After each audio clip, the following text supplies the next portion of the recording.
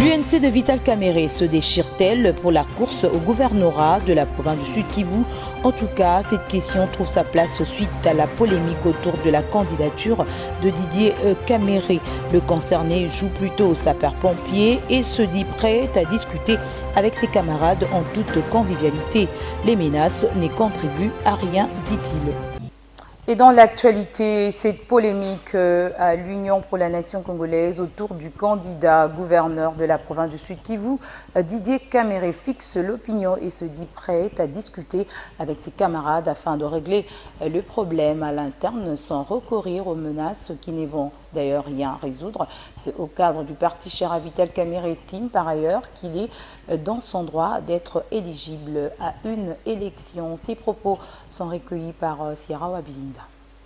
L'UNC, c'est un grand parti et aujourd'hui, vous avez un cadre du parti qui se retrouve en train de faire cavalier seul une candidature en tant qu'indépendant, tout simplement parce qu'il y a un problème de gestion des ambitions au sein du parti et qu'on n'a pas pu bien canaliser les différentes ambitions qui se sont exprimées au sein du parti. Vous ne manquerez pas des gens qui pensent avoir les capacités et les compétences voulues pour répondre aux besoins de la population qui vont se retrouver en train de faire cavalier seul.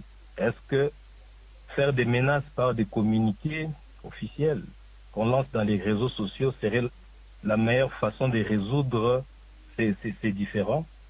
Je ne pense pas.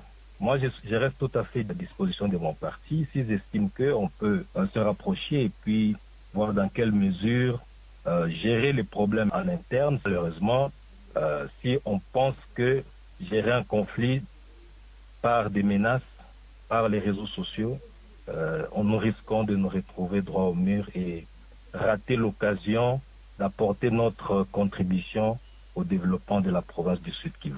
La Constitution nous reconnaît des droits et des devoirs et en tant que Congolais, j'ai tout à fait le droit de participer à une élection en tant qu'électeur et être éligible. Et ce n'est pas le règlement d'ordre intérieur du parti qui peut se prévaloir être au-dessus de la Constitution.